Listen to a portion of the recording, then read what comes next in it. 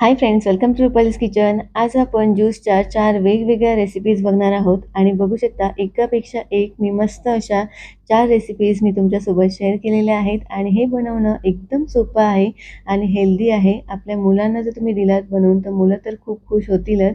तर चला तर मग वेळ न घालवता रेसिपीना सुरुवात करू. पहिला आपला ज्यूस आहे वॉटरमेलन ज्यूस. त्यासाठी इथे मी मिक्सरचं जार घेतलं. त्यामध्ये 1 कप मी कलिंगडचे असे पीसेस करून घेतलेले आहेत ते घातले. पाव टेबलस्पून मी काळं मीठ घातलं. पुदिन्याची काही पानं घातली थोडीशी आणि पाव टेबलस्पून मी इथे साधं मीठ घातलं. 1 चमचा लिंबाचा ज्यूस घातला आणि 1 चमचा मी आता साखर घालते आणि 2 ते 3 बर्फाचे तुकडे घालते. आणि पाणी इथे तुम्ही थंड किंवा साधं घातलं तरीसुद्धा चालेल. तुमच्या हिशोबाने तुम्ही घालू शकता. तर पाणी थोडंसं मी थंड घालून घेतलं. आता मिक्सरमध्ये हे फिरवून घेते.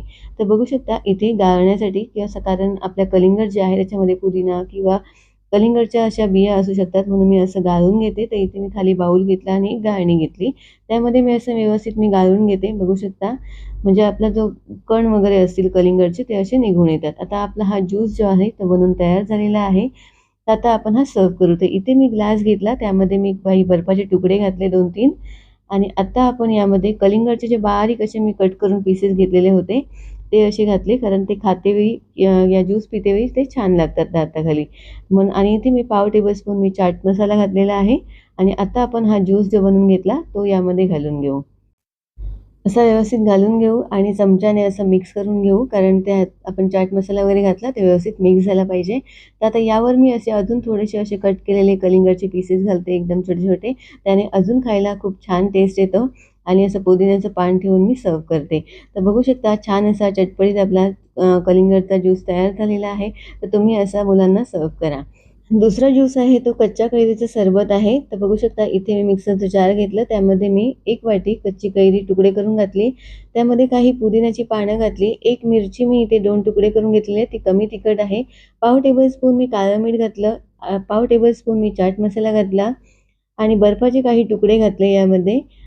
थंड पाणी यामध्ये मी थोडं घालून घेतलं. आता थोडं घालायचं, नंतर मग आपण घालू शकतो. आणि इथे मी साखर 4 टेबलस्पून घालते. बघू शकता कारण आंबा थोडा आंबट असतो त्यामुळे मी 4 टेबलस्पून साखर घातली. आता मिक्सरचं झाकण बंद करू आणि हे मिक्सरला फिरवून घेऊ. तर आता हा ज्यूस गाळून घेण्यासाठी इथे मी गाळणी आणि बाऊल घेतलेला आहे. त्यामध्ये इथे जे आपण मिक्सरला फिरवून घेतलं ते सर्व मिश्रण यामध्ये घालून घेऊ आणि असं गाळून घेऊ. आता यामध्ये आता पाण्याची क्वांटिटी आपण कमी घातलेली होती. तर आता आपण 1 ग्लास जेवढं पाणी घालून घेऊ आणि व्यवस्थित हे असं गाळून घेऊ. तर इथे मी 1 ग्लास पाणी घालून घेतलं आणि व्यवस्थित असं मी गाळून घेते. तर बघू शकता हा जो गाळ आहे तो व्यवस्थित टाकायचा नाही. याची आपण चटणी बनवू शकतो. आता बघू शकता ज्यूस तयार झालेला आहे. तो आता सर्व्ह करून घेऊ. त्यासाठी इथे मी काचेचा ग्लास घेतला. त्यामध्ये बर्फाचे 1-2 तुकडे घातले. पुदिन्याची काही पानं घेतली आणि ती अशी मी तोडून घालते म्हणजे याचा फ्लेवर खूप छान येणार. आणि यामध्ये आता मी अर्धा टेबलस्पून जेवढं मी भाजलेल्या जिऱ्याची पावडर घालते आणि आता आपण हा जो ज्यूस घेतला तो आपण यामध्ये घालून घेऊ. तर बघू शकता मस्त असं कच्च्या कैरीचं सरबत बनवून तयार झालं. तर आता इथे आपण जिरा पावडर वगैरे घातली ना ती अशी व्यवस्थित मिक्स करून घेऊ. यावर असं मध्ये एक पुदिन्याचं पान ठेवू आणि सर्व्ह करू. बघू शकता मस्त कच्च्या कैरीचं सरबत बनवून तयार झालं. तर तुम्ही असं सर्व्ह करू शकता. तिसरा जो ज्यूस आहे तो आहे लिंबू पुदिना सरबत. तर बघू शकता इथे मी लिंबाचे काही स्लाइसेस घेतले एका ग्लासमध्ये. ते स्लाइसेस 3 घेतलेले आहेत. काही पुदिन्याची पानं घातलेली आहेत. बघू शकता असं. आणि आता जे आपण असं लसूण वगैरे कुटून घेतो ना ते असं मी घेतलंय आणि त्यानेच मी असं क्रश करते. म्हणजे लिंबू आणि पुदिना एकत्र असं क्रश झालं पाहिजे म्हणजे त्याला टेस्ट खूप छान येणार. तर बघू शकता असं मी व्यवस्थित असं क्रश करून घेते. जास्त जोर द्यायचा नाही. आता आपला ग्लास तुटू शकतं. तर मी थोडंसं असं जोर दिला आणि मी व्यवस्थित क्रश करून घेतलं. आता चमच्याने हे व्यवस्थित आता मिक्स करून घेऊ. पुदिन्याचा आणि ज्यावेळी लेमनचा असा फ्लेवर येतो त्यावेळी खूप छान लागतं सरबत. आता यामध्ये मी पिठी साखर 2 चमचे घालून घेते बघू शकता. तर इथे मी 2 चमचे घालून घेतली. आता बर्फाचे काही तुकडे घालून घेऊ यामध्ये. तर इथे मी बर्फाचे 2-3 तुकडे घातले. आता यामध्ये आपण स्प्राईट घालून घेऊ. तर स्प्राईट पहिलं थोडं घालायचं आहे आणि ते व्यवस्थित पिठी साखर वगैरे मिक्स करून घ्यायची आहे.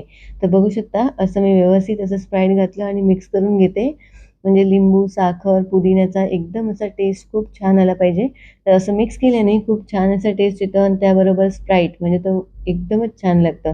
तर आता यामध्ये पूर्ण असं स्प्राईट घालून घेऊ ग्लास पूर्ण भरेपर्यंत. बघू शकता मस्त अशी बबल वगैरे येऊन मस्त मिक्स झालं आणि वरून असे बर्फाचे काही तुकडे घालून घेऊ. तर अजून मस्त दिसायला पण टेम्प्टिंग आणि पियायला तर एकदम मस्त लागतं. तर असं तुम्ही सर्व्ह करू शकता थंड थंड.